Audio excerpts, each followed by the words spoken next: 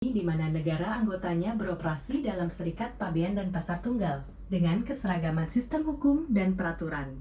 Sistem ini menjadikan Uni Eropa menjadi salah satu tempat paling menarik di dunia untuk melakukan bisnis karena mewakili pasar konsumen yang besar dengan daya beli tinggi.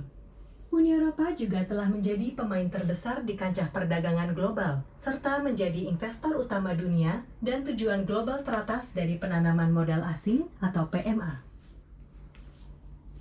Negara-negara Uni Eropa selalu aktif melakukan kegiatan perdagangan dengan negara-negara lain di dunia, termasuk Indonesia. Tingkat perdagangan antara negara-negara Uni Eropa dan Indonesia masih jauh di bawah potensi yang bisa dicapai. Dalam hubungan investasi bilateral, Uni Eropa telah menjadi investor asing non-Asia yang terbesar untuk Indonesia. Namun, investasi luar negeri Uni Eropa untuk Asia masih dominan ditanamkan ke Singapura atau Cina, sehingga masih banyak sekali ruang yang tersedia untuk pertumbuhan Uni Eropa dan foreign direct investment ke Indonesia.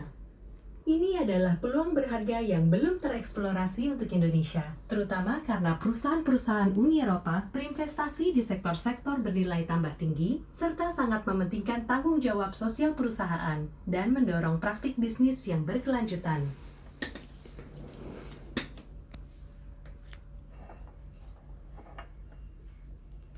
Seiring dengan pertumbuhan ekonomi Indonesia, ekspor Indonesia ke negara-negara Uni Eropa akan terpengaruh oleh pengikisan tarif preferensi yang saat ini dilindungi oleh skema Generalized System of Preference atau GSP, yang memberikan tarif lebih rendah dibandingkan dengan yang diatur oleh aturan tarif Most Favored Nation atau MFN dari WTO.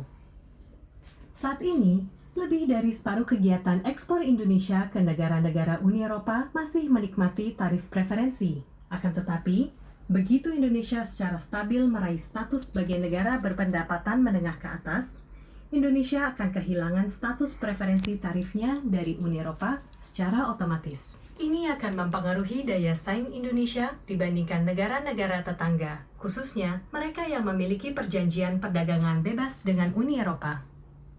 Di jaringan pasar luar negeri, Indonesia masih perlu meningkatkan kesesuaian dengan standar internasional untuk semakin mendorong integrasi barang dan jasa Indonesia di rantai pasok global.